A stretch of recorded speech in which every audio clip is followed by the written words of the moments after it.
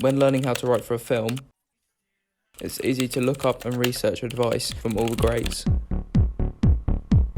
And I really started to enjoy the sound of smart people arguing with each other, and I wanted to imitate that sound. I like to just have the whole plan out in front of me. But amongst all the lessons I've learned from some of the respected minds in the film industry, I found that I've learned the most concrete knowledge through reading screenplays and writing my own scripts, constantly evolving what I write with every action or piece of dialogue I come up with. Thus, for my Creative Explorer project, I will explain my ideas for a screenplay for a short film, explaining how and where my inspiration came from and the path I took to finishing a screenplay that's hopefully professional and to industry standard.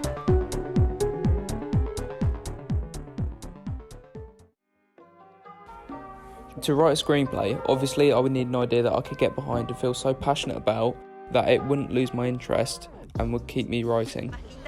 Bueno, muchas gracias. ¿Y qué tal estoy de pinta? Muy lindo también. Bueno, muchas gracias. One night I watched the Netflix movie Two Popes and was captivated by this scene.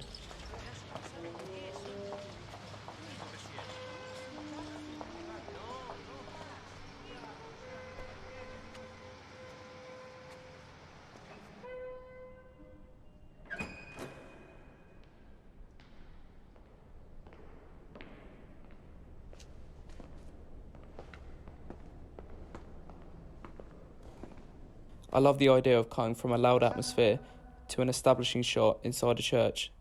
This scene was the basis for where my short film would revolve around, where I would rewrite the dialogue and the plot in the movie to match a story I would want to tell instead.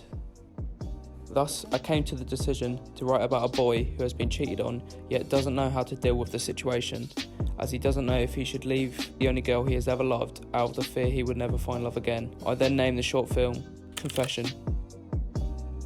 However, I quickly realised that there could be a better way to portray the themes of heartbreak and depression that didn't feel cheesy or conventional. When I approached the next draft, for it to be successful, I knew that I needed to give the audience a reason to remember my short film. To do this, the characters had to be interesting and their dialogue was countertypical. In an interview with Film 4, Martin McDonagh talked about how he came up with the leading characters in his film In Bruges. Essentially, I was just struck by how cinematic the place was. By the middle of the second day, I was bored out of my head because there's not an awful lot to do apart from go to the churches and the museums. That kind of became two characters in my head, the culture lover and the drunken whore. This logic helps me rewrite my characters. I wrote Aaron, the protagonist, to represent the positive part of his brain that wanted to figure out what to do and how to move on. However, the other antagonistic character, named the boy, represents Aaron's bad thoughts and negativity, as a fabrication of what Aaron wished he looked like.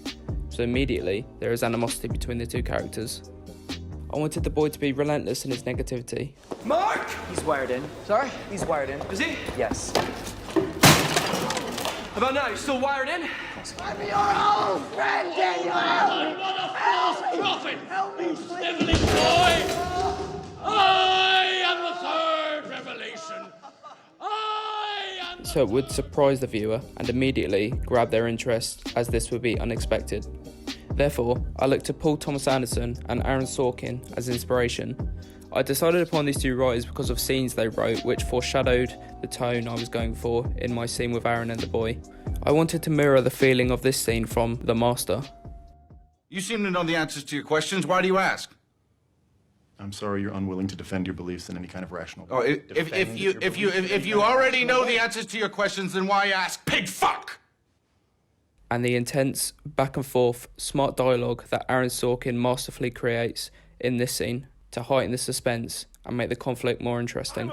Less than 90 days from insolvency, in part because somebody thought the Newton wasn't a box of garbage. Joe, could you come off stage, Leave please? him. I'm talking You about... guys designed and shipped a little box of garbage while I was gone. I'm talking about the Apple II, which is not just a crucial part of this company's history, it is a crucial part of the history of personal computing. For a time.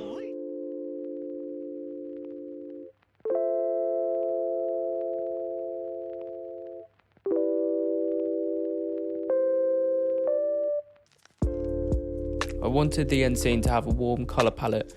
This could be interpreted to show that Aaron has changed, as the colour palette would be significantly brighter and warmer than the beginning of the film. Finally, this decision was based off the beautiful cinematography of Benoit Delhomme in the movie At Eternity's Gate.